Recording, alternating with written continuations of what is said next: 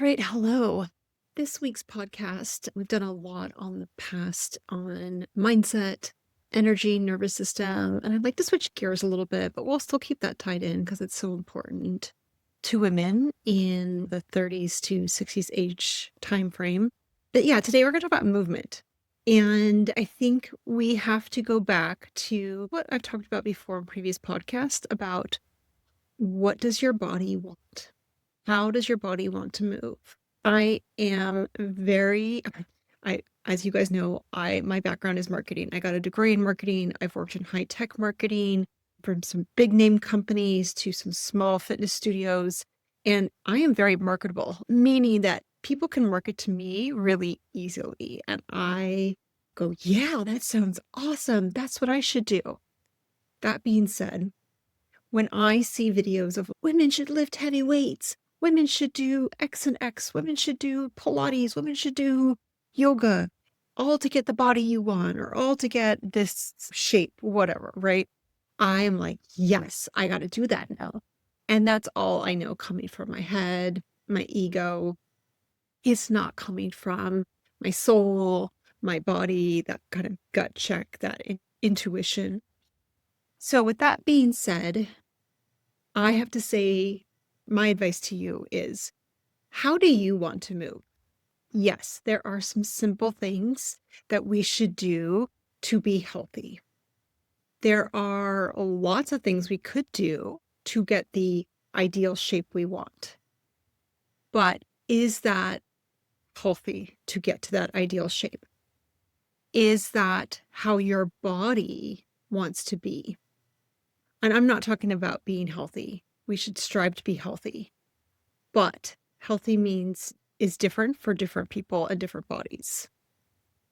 So with that being said, let's lay out a framework. You should move your body every single day. No matter what your age, no matter what's going on in your life, you should make time to move your body. You should every day hit a good amount of steps. Now, I will tell you, 10,000 steps is a made-up number. It was actually made up by a Japanese product company years and years ago. I can't remember the exact year, but I think it was like the 70s or something. So a while ago. And they were trying to market this new product of, I think it was counting steps, but they're the ones that came up with the 10,000 steps. And for whatever reason, people just latch onto that as this magic number. If you walk 10,000 steps a day, then you're good. And it's really a made-up number by a marketing team in Japan. So 10,000 is, if that's your number, great, hit your number, but don't do it because everyone says 10,000 is this magical number. But if you can't hit 10,000 for whatever reason, if your body's just not up to 10,000, if you have a busier day, if you've only got half hour, then maybe 5,000 is your number, maybe 6,000. I would say make it so you feel like you have hit whatever that number that is. And then when it becomes easy or you have more time, make it a bigger number. Because truly, at the end of the day, no matter what people are saying to you, your body needs to move. Your body is built to move, I should say, even more. We are built to move our bodies. We are also meant to move a lot. And it doesn't have to be this strenuous running miles and miles unless that's your jam. But if it's not, walking is a great way to move your body and getting lots of steps in. Could it be throughout your house? Yes. Could it be parked farther away from the store when you run in or to the office or appointment, whatever it is, right? Yes, all great way. It doesn't matter. Just get your steps. Most people get about 2,500 steps just around their house, like while they're making dinner or getting ready in the morning or up and down their stairs or maybe around the office and stuff like that included. But how do you get it outside of that? If you are in your teenagers, 20s, maybe even early 30s, my suggestion is do whatever is fun for you, right? Especially kids and teenagers, right? Move your bodies in ways that are fun. The more they enjoy it by moving their body, the more and longer they'll last with it when they turn into adult and they don't have someone like me telling them to go move their body and get outside. Or you as a parent. When you hit your 30s, 40s, 50s, 60s, for women, we are in a really highly susceptible time to gain weight due to stress. If you're before perimenopause or menopause, still keep having fun, still keep moving your body however you want to. Once you start to go into perimenopause, and I can talk about symptoms on a different podcast, and I have talked about some of it before, so you can look at previous podcasts, but you are more susceptible to stress. It is easier to get stressed. Your receptors are almost more open to cortisol. And that's where you start to hear, and maybe you've heard about this in other areas, visceral fat, where the fat is not just all over your body, right? It's now centralized around your organs, and that is the fat that is really hard to get rid of. It is most likely all of it due to stress, which means we got to work on, like I talked about previous podcast, lowering your cortisol, balancing your nervous system, regulating it, and figuring out how to do that. But when it comes to movement, someone in their 40s that's starting to feel these shifts, I am not going to tell them to go do a HIIT class if that's not their jam. If they love it, great. But if they get in there and they're stressed because it's tough and they're pushing themselves too hard and they're trying to keep up with the class and they're performing, not enjoying the workout, that's what I'm going to say, don't do HIIT, right?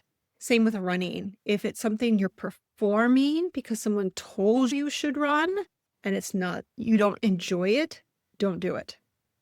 Find activities that will move your body, make yourself active, have fun, and enjoy and not perform. That's the biggest one. Don't perform, right? I know this about myself. I'm very competitive all the time. And when I would even go to a yoga class, I would realize I was performing because I'm a yoga teacher rather than actually enjoying the flow or the poses or the class, etc. And so I have a much better time for myself now that I'm older at 48, working out at home because I'm not performing for a class. There's no one in my closet or my bedroom when I'm working out. And so figuring out how you can find workouts where you're not performing. The other thing I will say as women is you should lift heavy weights. There's so much information out there about you have to lift heavy weights. You have to lift heavy weights. And I'll be really honest. I did CrossFit for 3 years. Maybe it was longer. Anyway, I've lifted heavy weights for years. My body is not built for extremely heavy weights on a bar. I always seem to get injured or tweak, and I've had the personal trainers show me how to do it. I know I'm doing it right. My body just can't always take that heavy weight in those formats. We have a tonal, which I love. It's up on our wall. Really great resource if you want to look into it. But again, I have a really hard time lifting weights. I have actually switched to doing bar strength classes. I was a dancer as a kid. I love to dance. I enjoy it. And I'm using heavy weights for arms and legs. And I am feeling changes. I am seeing changes in my muscle. But I am not doing the heavy bar weights and I'm not getting injured. I am making sure I'm in my body and careful before I do any of that. So what my routine or my framework is, move your body every day. Get as many steps as you can. The third one would be to lift heavy weights, right? So shorter amount of reps, heavy weights, not to where you're feeling pain, but it's a good struggle to get to those final 6 to 8 rep. And three rounds for each one. Or if you prefer bar strength, I do mine online, do the bar method, love it, but there's so many options out there, right? There's Pilates with weights. There's YouTube class with weights. There's so many things. And I do the bar strength 4 days a week. I do a little jog because I actually like to jog with my dog. and I do that. I walk every single morning. I will at least get 6,000. But if I have more time or feel like I have the energy, I'll do more. Now, if I have my period, I actually do a lot less. I don't do any weight. I just walk, and I maybe only walk 5,000, especially on my heavy days. That for me works best. I'm too tired otherwise and will crash too if I do more than that, and I need to get through my day. But you got to again feel for you. If you're having hormone issues, if you're feeling extra stressed, maybe that week you just chill out. Or maybe it's a couple days before your period when you feel it coming to a couple days into your period and then you start back up, really listening to your body. Okay, I gave you a lot of information. Hopefully some of this helped. Definitely tell me below. Did you like this? Do you have more questions about it? I'll definitely be doing more in the future.